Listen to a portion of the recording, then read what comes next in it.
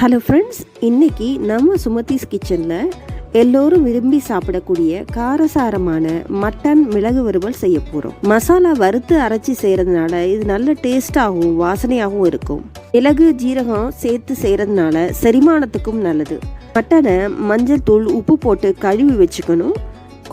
4 பல்லாரி தக்காளி பொடியை அரைஞ்சி வச்சிருக்கேன். மல்லித்தலை தேவையான அளவு எடுத்துக்கணும். குக்கரில் 3 டம்ளர் தண்ணி சேர்த்து கொதிக்க வச்சு மட்டனை மஞ்சத்தூள் 1/2 ஸ்பூன், இஞ்சி பூண்டு பேஸ்ட் 2 ஸ்பூன், வெங்காயம் அரிந்தது 2, தக்காளி அரிந்தது 2 சேர்த்து மல்லித்தலையும் சேர்த்து தேவையான தண்ணீர் ஊற்றி குக்கரை மூடி 5 அல்லது 6 விசில் விட்டு மட்டனை வேக வச்சுக்கணும். மட்டன் வேகட்டும், அதுக்குள்ளே நம்ம மசாலா ரெடி பண்ணிக்கலாம். ஒரு கடாயில் ஆயில் சேர்க்காம மிளகு 3 ஸ்பூன், சோம்பு 1 ஸ்பூன், ஜீரகம் 1 ஸ்பூன் போட்டு வரட்டு வறுவலாக வறுத்துக்கணும்.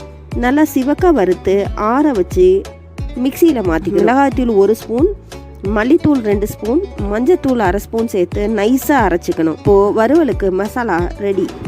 குக்கர் ப்ரெஷர் அடங்கினதும் திறந்து மட்டன் வெந்துருச்சான்னு பார்க்கலாம்.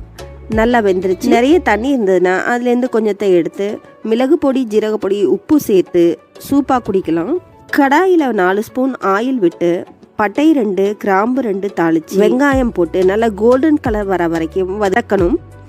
தக்காளி சேர்த்து நல்லா வதக்கணும். இப்போது மட்டன் வேக வச்ச தண்ணி, அரைச்சி வச்ச மசாலா பொடி சேர்த்து வெங்காயம் தக்காளியோட வதக்கி விடணும். மட்டனையும் அதோட சேர்த்து தேவையான உப்பும் சேர்த்துக்கணும். மூடி போட்டு 5 நிமிஷம் வேக வைக்கணும். கேஸ் வேகமாக வச்சா வறுவல் அடி பிடிச்சிரும்.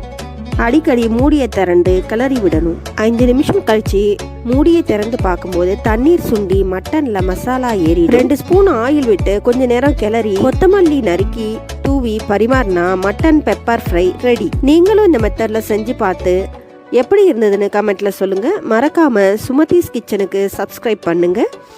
வீடியோவுக்கு லைக் பண்ண மறந்துடாதீங்க. தேங்க்யூ.